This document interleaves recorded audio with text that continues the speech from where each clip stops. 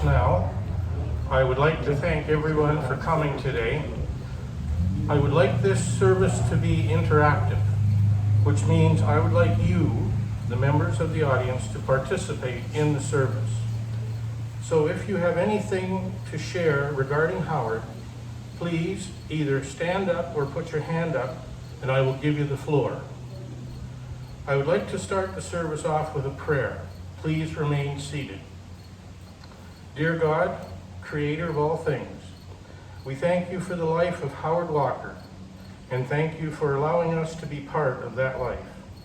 As painful as it is to lose a partner, a parent, and a friend, we want to thank you for giving him peace at last and leaving us with good memories. Amen. I have known Howard all my life. I can't remember the first time we met, but I'm sure I was with my father, who was a good friend of Howard's. I do remember Howard saying that he had a son named David too. We often met at lodge functions, and when I turned 21, I joined Xenophon Lodge in Wheatley. Howard took a part of the initiation ceremony. He gave all the prayers. Howard was a past master and a very worshipful Grand Lodge steward and a 32nd degree Mason. We haven't had a lodge service since Howard passed away, but we sure will miss him and all the work he did. Howard and I joined a number of other lodges together. We often traveled and did work together. Howard loved to go to Grand Lodge in Toronto every summer, where we enjoyed a drink or two, and Howard was known to sing some non-Masonic songs in the hospitality suite. Those of you who went to Grand Lodge with Howard know what I mean. Howard was an excellent woodworker. He built for me a beautiful lighthouse which stood on my front porch for 20 years. He was in the process of building me a new lighthouse when he passed away. Rosemary gave me the unfinished lighthouse, and I hope to be able to finish it someday. Howard was a member of the Eastern Star, and I'll call on Debbie Gagnon to come and say a few words.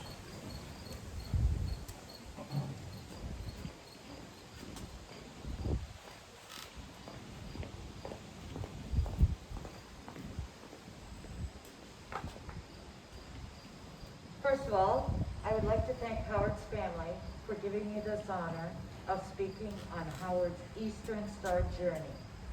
And what a journey. Howard always claimed that he would join the Eastern Star when the Pope did. Imagine the surprise on Rose and Rosemary's face when that petition came in. So, on May 10th, 1992, Howard Walker, alone, no Pope in tow, was initiated into Imperial Chapter number 21. To initiate your own husband and to be chaplain for your father, who said he would never join, was truly heartwarming. Howard left behind not what was engraved on a stone at a monument, but what had been woven into the lives of his Eastern Star sisters and brothers. Howard held many offices: associate patron, and in 2002, 2003, with Sister Barbara Jacobs as worthy matron in the Journey of Jerusalem year, he was worthy patron, with Sister Betty St. Orange as worthy grand matron and Brother Dean Murdy as worthy grand patron. And then in 2006, 2007, Country Charm and Hospitality year, with myself as worthy matron. It was also the year that Howard's daughter, Rosemary, was Grand Electa, and his wife, Rose, was her escort. In 2013 to 2015, in Magic of the Midnight Sun year, he was given the honor of Grand Representative of New Jersey and Ontario. What this means is he represents New Jersey and Ontario, therefore he would have to go to the States, and so he not only traveled in Ontario, but he also traveled the States. He was given this honor by worthy Grand Patron, Brother Paul Hooper. I have no idea how many times Howard was Grand Guard at our Grand Chapter sessions. He had held many offices in Imperial Chapter as Marshal and at last as Sentinel for myself and Brother Kim Taylor. Howard didn't just hold offices for Imperial. He was also our carpenter, our suppers, potato peeler, table setter upper, tea pourer, and whatever else needed to be done. During our meetings, Howard made sure the coffee was ready, hot water for our tea, and everything was set up for our social time. He was always one of the first men to help put away our furniture after each meeting, and the list goes on. Howard also believed if he couldn't memorize his work as worthy patron and had to read it, it had to be read well. In order to do this, he built a small stool out of the same wood that our podium is made out of, so it wouldn't be noticed. And this was to set his books on so he could do the best job possible. During our year as worthy matron and worthy patron, I asked Howard if he could build an outdoor country wooden wheelbarrow for a fundraising draw. Howard doing the work Howard did, in my opinion, was not just an outdoor country wheelbarrow, but a piece of furniture. When we start back to our meetings, it's going to be very tough to start the meeting knowing Howard is not standing there as sentinel. In closing, I want to leave you with some Howard thoughts. I'm calling them Howardisms. No rain, no rainbow. Goodbyes are not forever, are not the end. They just simply mean we'll miss you till we meet again. Death is not extinguishing the light. It is putting out the lamp because dawn has come. And most important, Howard died a meaningful life, not a meaningless one. This was all done in Starbucks.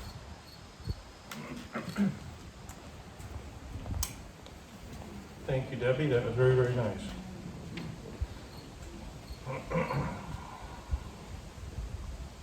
Howard was the master builder here at Two Creeks, and I'll call on Bruce Jackson for a few words now.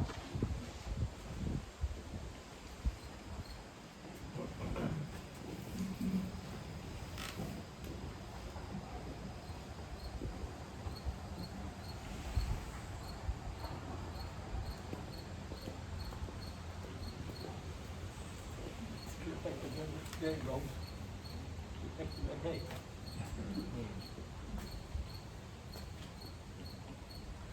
Howard Walker, the master builder. I've been involved with Howard on many projects for over 40 years.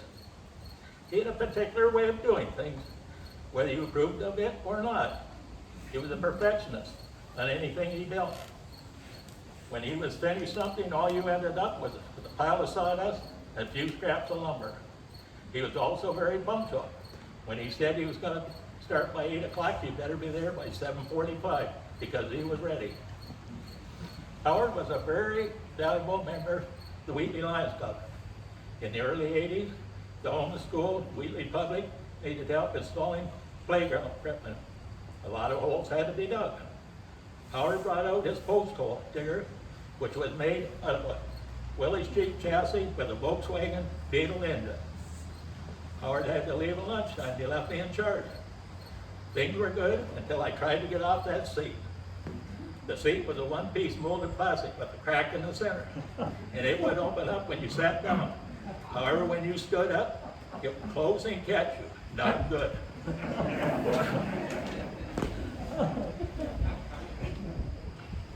In 1983, Howard and the Lions Club constructed the 25 by 50 foot picnic shelter at the Reid complex. He also built a concession stand for the Lions, which was used at the tractor pulls and also the tugboat races at the harbor for several years. Shortly after that, Howard and the Mason Stanfors transformed the Anglican church in town into a Masonic lodge and also turned the basement into a daycare. Once the memorial grave was established, Howard would dig the holes for the posts. On one occasion, he drilled 17 holes in one day. There are over 250 posts in the grove. Howard, in 2003, Howard and the Prince, Two Creeks, started this 40 by 100 foot pavilion. The trusses were hoisted up in place by Howard's boom truck, which was called Old Yellow. It was made from an old World War II Army truck with a 52 Ford flathead V8 engine. On one day, the Chatham-Kent building inspector dropped in to check on the building. When he found out that Howard had been a building inspector for Wheatley and Romney Township, all he wanted to know was their shortcut to Stevenson. Howard told them he better go down number 3. The pavilion was finished in 2005, and it's only fitting that we are celebrating Howard's life under the very structure he built. In 2010, Howard and the Friends of Two Creeks built the storage building next to the driveway, the one with the letter H. This building was framed with white ash, full 2x4s from Howard's bush.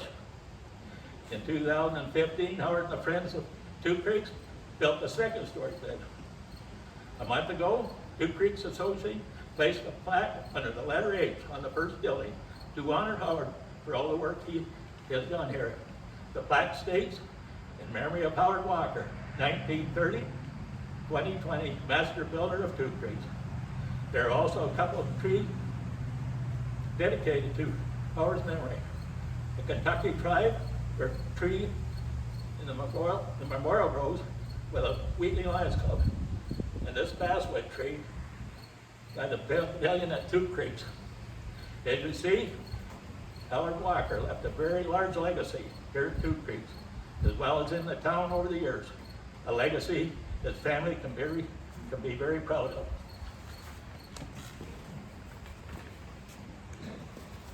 Thank you, Bruce. That was very, very good.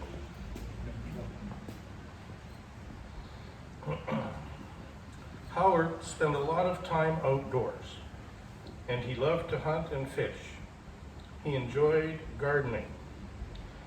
Now, Joe Drummond, are you willing to come and say a few words in this area?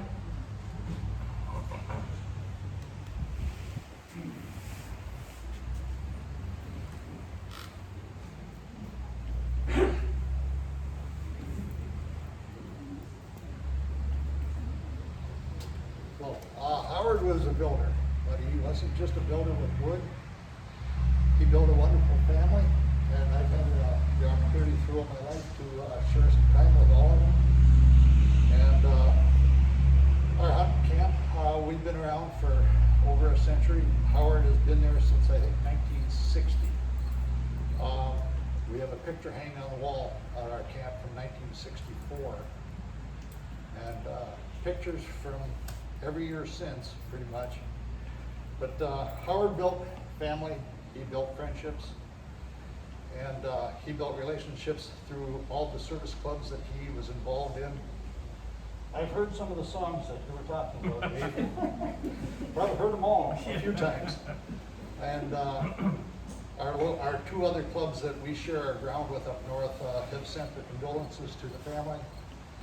And I wanted to thank Rose and Rosemary for the opportunity that they've allowed Howard to come back to the camp the last few years.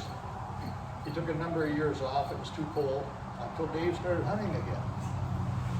And then Dave managed to talk him into coming back out for the last 3 or 4 years. And all of us have so appreciated the opportunity to spend some more time with Howard. And anything we did around our camp, we had to run it by Howard. We had to get his okay before we would pull a nail or lift a finger. So, but Howard was quiet, unassuming. But if you went to Howard and he gave you the okay, you knew you had a good plan. And I think everybody from Eastern Star and the lodge, everyone, I think they all worked on the same basis. If Howard said it was okay, it was a good idea. And we've certainly appreciated the opportunity to share the last few years with Howard in the camp again. And just wanted to thank Rosemary. I know you've gone out of your way to make sure Howard can come up and stay with Rose. And I'm glad Dave came back. Dave was missing for a number of years, and he walked back in, and he's like Howard. He walked in and he fit. He's quiet and unassuming, and just like he'd never been gone. And that's the way Howard was with the young guys in the camp too. So I just wanted to thank the family for allowing us the opportunity to share some more time with Howard. Thank you, Joe. That was very good.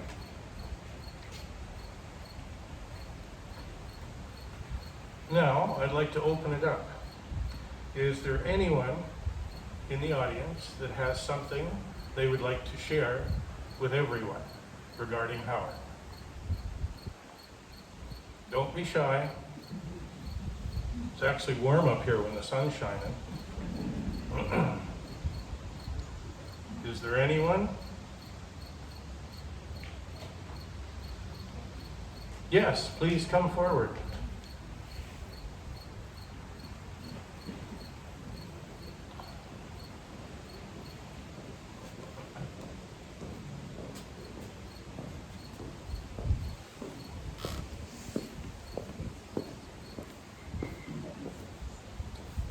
I'm Doug Reid, for some of you people that don't know who I am.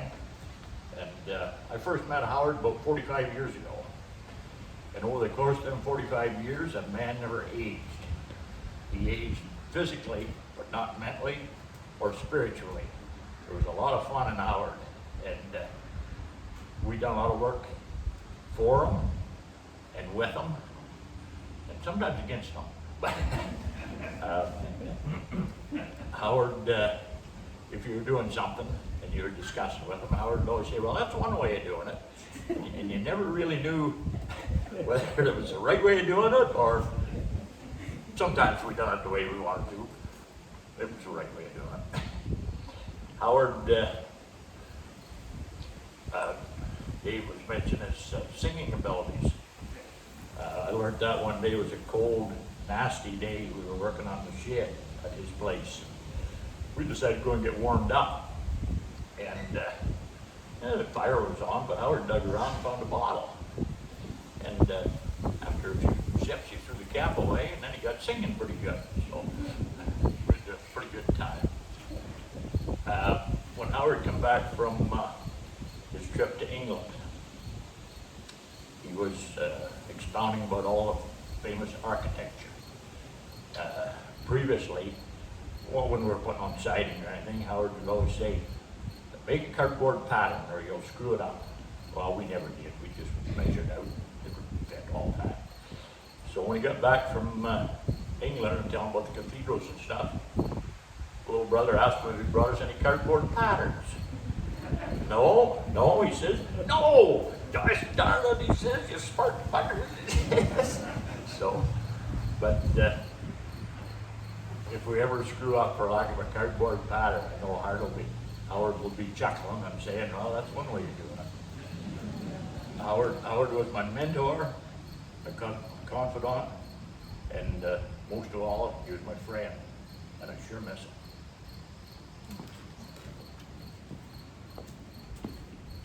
Thank you very much. That's the type of story we'd like to hear. Is there anyone else that would like to share something? Yes, please come forward.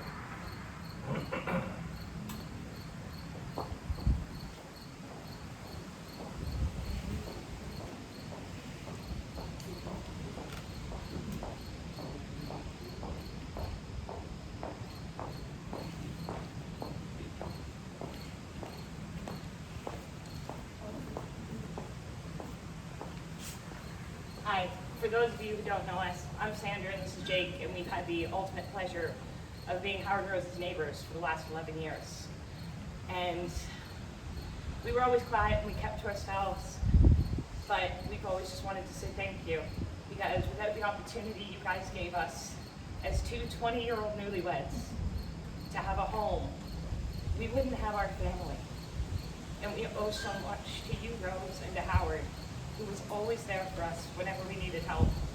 When our car blew up, and he let us use your van until we could get ours fixed. Anything we ever needed, Howard was always right there, making us young kids look bad. He always was helping everybody he knew, and even those he didn't. And Howard meant the world to us. And you mean the world to us too, Rose. We've watched our daughter grow. And you've taught us so much. And watching Howard, it's who we aspire to be. When we grow up, we want to be known like Howard was, as a pillar of the community and a friend to everyone he met. Thank you so much.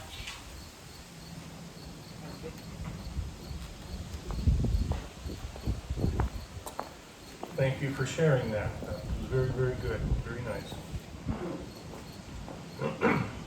Is there anyone else that has something they would like to share? Yes, please, come over.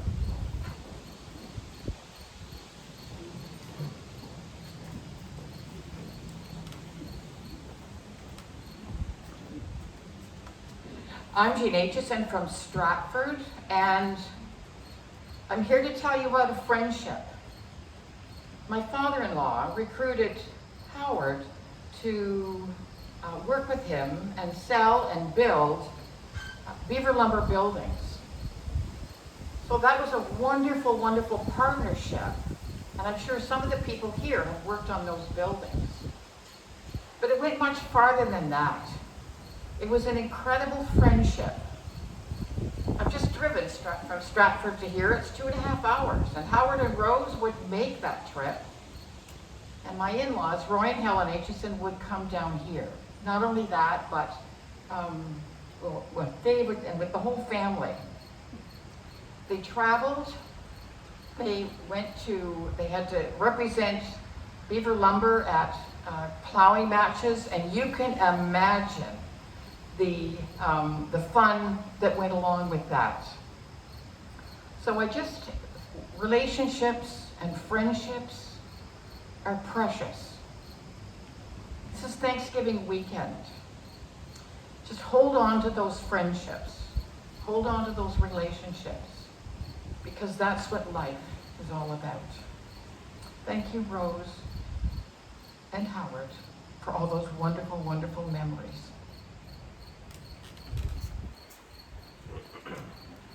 Thank you for sharing that with us. I know everyone who ever worked with Howard always said what a great person he was to work with. Is there anyone else that has something they would like to share? Asking once? Asking twice? 3 times? Okay, I will now call upon David to give the last words.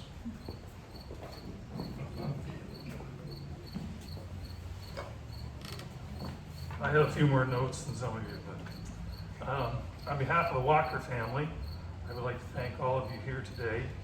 Those of you who are watching via streaming or the recording, those who sent condolences and donations, and to everyone who has called or visited Rose in the last few months. I thank the Reid Funeral Home and staff for helping plan the service, directing people, and keeping us up to date on the evolving COVID-19 rules. I'd also like to thank David Derbyshire for being our officiant at this service, and for Brian Covey, who's provided the sound system. COVID has made the world a different place since early March, and it is difficult for everyone, not only in Ontario, but across Canada and around the world. We all hope that it gets under control in the near future. Now here's the story of Howard. Howard Wayne was born in the farmhouse on the 11th concession on August 13, 1930, to Lois Imogene and Henry Gaines Walker. He joined his older sister Velma and the Walker family. Some of you probably think I made a mistake and don't know my grandfather's name, but officially it was Henry, and for reasons unknown to us, he was always called Harry. 1930 was the time of the Great Depression that most of us have only heard about. Maybe that's where Dad developed his, if it has any possible future use, don't get rid of it attitude. Dad grew up on the farm, and like everyone else at that time, they had some cows and chickens, so there were always chores to do. At some point, Harry started doing more carpentry work than farming, and Howard eventually followed him into that trade. He attended Windfall Public School on the 11th, just a half mile down the road. Walking or riding his bike were the only methods of getting to school. You see the picture on the video, he's in the second row from the left and the second from the front. He was kind of cute. Rosemary, Brent, and I also started our education at the same school. And most of the time, walking or riding our bikes was the way to get there. Howard continued on to Wheatley for high school. We think he graduated grade 9, but we aren't really sure. He decided that school wasn't really for him. And he never talked about school much other than to tell us that at Wheatley High School, he had the same Mr. Richardson we had for math at Leamington Secondary when we went there. We believe he would have gotten good marks in math. My son Mark still marvels at how his grandfather could add, subtract, multiply, and divide fractions faster in his head than Mark can do on his calculator. I guess years of carpentry experience. After high school, he took a small engine repair course in Chatham. During the years up to this point is when he must have developed his interest and enjoyment in building and fixing things mechanical. He liked to read about them as well, and some of the ideas came from the magazines. We found copies of Popular Mechanics from the early 60s, and he still subscribed. In today's world, he would very likely have gone on to university and become an engineer. He started building significant things in his teens. One of the pictures in the slideshow shows Dad and his cousin Wayne Beatty on a scooter Dad built before he moved up to an Indian motorcycle, and that's in one of the following pictures. He worked at Heinz for a bit, but soon joined Harry in the building trade. They were known as quality builders and were never short of work. That was in the days when the trades were electricians, plumbers, painters, plasterers, and carpenters. And carpenters did everything else, including the concrete work, the drywall, roofing, laying, flooring, etc. They didn't have the specialties of people that came in and just put in the floors and the carpets, people that poured the concrete and did all the troweling. The carpenters did all that. Howard did a lot of the specialty work like the drywall filling because he was fussy. Rose and Howard met at a Friday night dance in Comber. They got together the next night too, and they were married March 11th, 1950, and as most of you know, celebrated their 70th anniversary this past March. You know that the anniversary celebration was canceled due to COVID-19 situation that was just unfolding. They raised the three of us in the house that Dad built using wood he cut from the back of the farm. He had it sawn and used it for framing the house they still lived in. We certainly have no complaints. He continued building until Beaver Lumber approached him about becoming their sales rep for farm buildings in the mid-60s. The work was certainly less stressful on the body, so it seemed like a good idea. This is when Howard's inventive nature really started to kick in. One of the first problems with farm buildings was always getting the post holes dug. So he designed and built the post hole digger from an old Volkswagen van. Went through several modifications, but has probably dug a few thousand holes with minimal trouble. Apparently except the seat. Putting up trusses was hard work too, somewhat dangerous, and sometimes required a costly crane to come in, putting you at the mercy of the rental company. Solution? Build a lift on a truck you owned. It probably took a while to find it, but he bought a 1940 four-wheel drive Army truck that was sitting behind a barn at a farm where he had put up a building. I helped tow it home, and that was an experience, because I got to sit in the Army truck and steer it with no brakes. He proceeded to get it running and then designed and built the boom. Later, he added forks for lifting shingles to the roof, a bucket for moving snow and gravel, and a blade for grading, and it still runs. Putting steel on the sidewalls of buildings was time-consuming and again a bit dangerous because you were always working from ladders. Solution? Build a movable scaffolding. So he bought a farm wagon frame, built a scaffold system you could easily crank to different heights, and just tow it around the building as needed with the boom truck. Howard retired from selling farm buildings when he turned 65. Soon after, another opportunity presented itself and he became the building inspector for Wheaton. It was part-time and suited him well. Eased him into retirement. Howard enjoyed having a vegetable garden. Planting the garden was always a major family event. The cultivator used was heavy and a bit awkward, so another opportunity for inventing and building. A riding tractor with cultivator and the added benefit of a mower deck was soon in the design and build phase. Car transmission, spring-assisted lift, and handmade mower deck were all incorporated, along with the old cultivator clutch and cultivator base. The cultivator can still be used, but he moved on to a new improved zero-turn mower you will see in one of the pictures. I'm sure that some of you have benefited from Howard's tomatoes, beans, and certainly asparagus. The last picture in the slideshow shows the lineup of Howard's inventions, and these are only ones that moved on wheels. There are lots of others. In his retirement, he started fixing lawnmowers, specifically derelict riding lawnmowers that people were getting rid of. He would cobble together parts from a couple mowers to create one, rebuild the motor and or deck, and then give it away to a family or some family member or someone who needed more. And by the way, we have a collection of derelict lawnmower bodies and motors and parts in case any of you are looking for something for your mower. Boating, hunting, and fishing have always been favorite things of Dad's. Around 1955, he ordered a plan through the mail and built his own 15-foot plywood boat. It still floats, and we used it for fishing the last time we went 2 years ago. Dad was a member of the Wheatley Hunt Club for almost 60 years. The camp was used as a hunting and fishing base with a bit of fun and lots of stories mixed in. There's a fishing story. We decided it was lunchtime, so we looked for a piece of shoreline where we could pull up 2 boats. Howard volunteered to pull the first boat in. 1 foot in the boat and 1 on shore, and it was a bit windy. I turned to my son and said, "This isn't going to end well." So a few seconds later, Howard's hanging on the edge of the boat in the water up to his waist. We managed to get the boat pushed into shore where he could walk out. There's at least 3 other witnesses here today if you want to verify that story.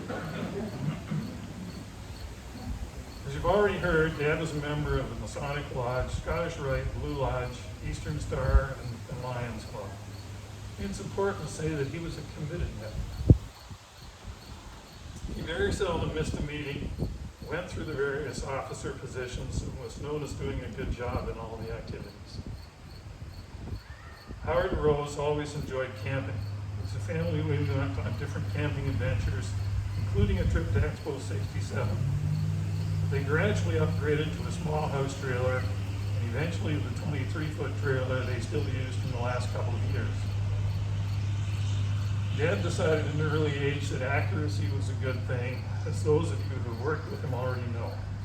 Having staked out lots of buildings with him, I know that the corner-to-corner measurements of this position, like that corner to that corner and this corner to this corner, are probably within an inch or less of each other. Any joints in his trim fit exactly. No glue or filler required. Howard was a good planner.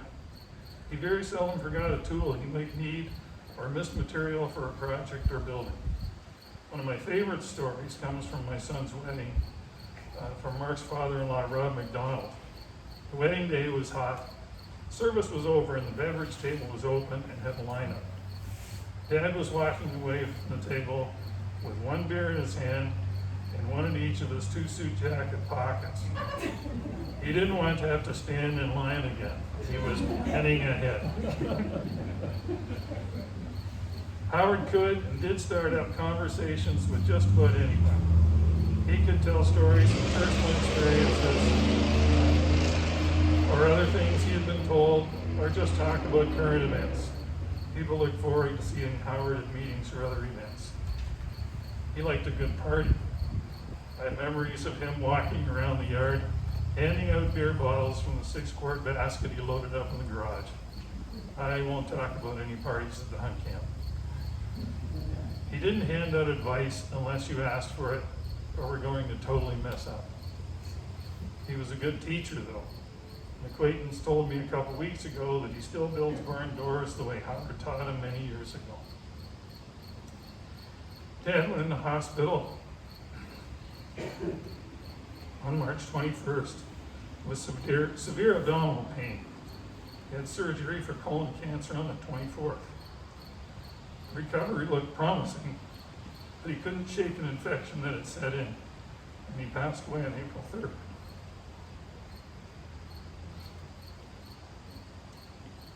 Excuse me. It's hard to talk about losing a best friend. That's what Dad was to me. He taught me so many things. How to hold a hammer so you have the best chance of hitting the right nail. How to change the oil in my car. How to cut rafters. The list goes on. Most importantly, he taught me how to be a good husband, a father, a friend.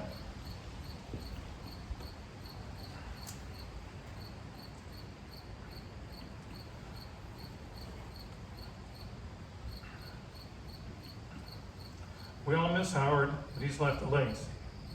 His proud family, this building, farm buildings throughout the county, houses in the area, stories at hunt camp, all of his inventions and creations, and the list goes on. Thanks again for attending, watching, and providing your support to Rose and the family.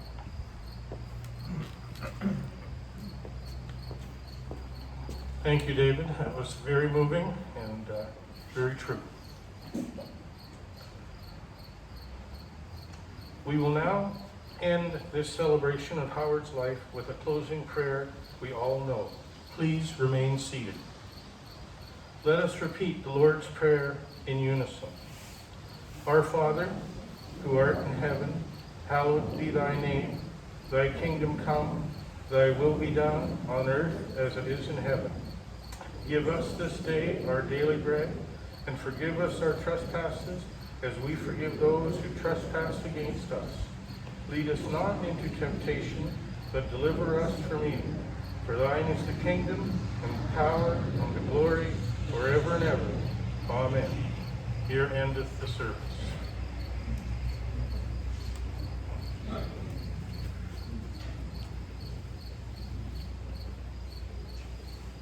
You may go now.